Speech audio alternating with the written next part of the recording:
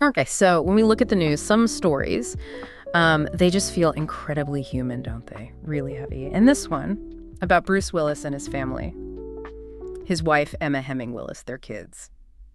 It hits deep. It really does. It's more than just a headline. It's about family and resilience and frankly, just profound heartbreak. Yeah. And the core of it really is this constant complex grief that Emma talks about. She's been so open about how their daughters, Mabel, who's 13 now, and Evelyn, 11, how they're navigating this. I mean, having a father who's, as she put it, gradually disappearing in pieces. Wow. That phrase, disappearing in pieces, I know. it just captures the emotional weight perfectly, doesn't it? It does. And before we really get into the specifics, I think it's important to just pause for a second.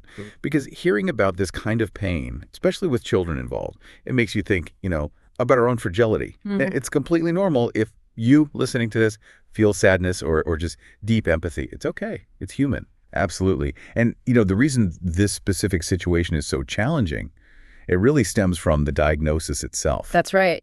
Bruce Willis was diagnosed with frontotemporal dementia, FTD, back in 2022. And maybe you're catching up on this, but it's really key to understand FTD is like Alzheimer's. No, it's very different. The damage in FTD, it's mainly in the frontal and temporal lobes of the brain.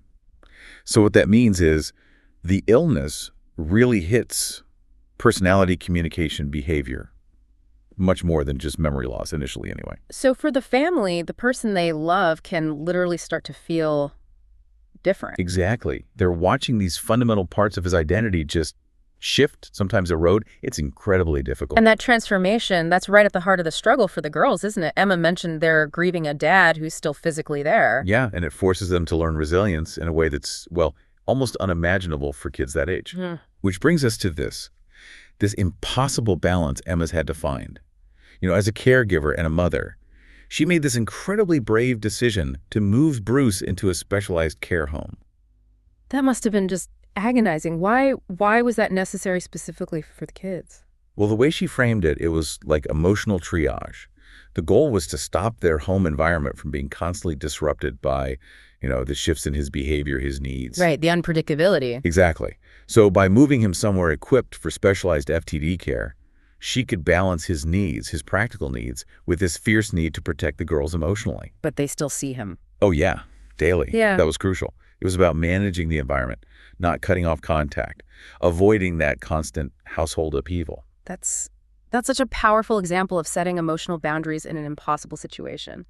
And yet, through all this, she still talks about holding on to those small moments, doesn't she? She does. She said his brain is failing him, but he's still very much here. Yeah. She looks for those glimmers, his laugh, a twinkle in his eye, maybe a little smirk. Those fleeting hints of the person he was. Exactly. Those precious moments. And connecting this outwards to the bigger picture of caregiving, her advocacy work really highlights the sheer amount of emotional labor involved. It really does. And for anyone listening who hasn't maybe thought about it that way, emotional labor here, it's all that invisible mental work, right? Planning, anticipating needs, managing the patient's emotions, but also managing the kids' emotions, their potential trauma. All at the same time. All at the same time. Yeah. It's utterly exhausting, way beyond just the physical tasks. It's this huge invisible work. Invisible work, yeah. So if resilience is something we aim for, what does this whole story tell you, the listener? I think it normalizes feeling lost sometimes or overwhelmed. When you're caring for someone, resilience isn't about pretending the pain isn't there, right? It's more like consciously learning how to walk alongside it. Yes. Supported by love, patience, and hopefully a good support network. And we have to remember, grief just doesn't have a timetable. No. And resilience certainly isn't linear. It goes up and down. Whether you connect with this specific FPD story or maybe some other struggle in your life, the lesson is often in the small things. Like what? Like sometimes the simplest gestures matter most. Sharing a meal, having a genuine laugh, or just being present, offering your presence. Yeah. Which often means more than we realize. Small acts of presence. That's a really profound thought to sit with. Thank you for walking through this with us. Yeah. Well, life isn't always die hard, is it? But it's always worth a conversation. Absolutely. We'll catch you next time.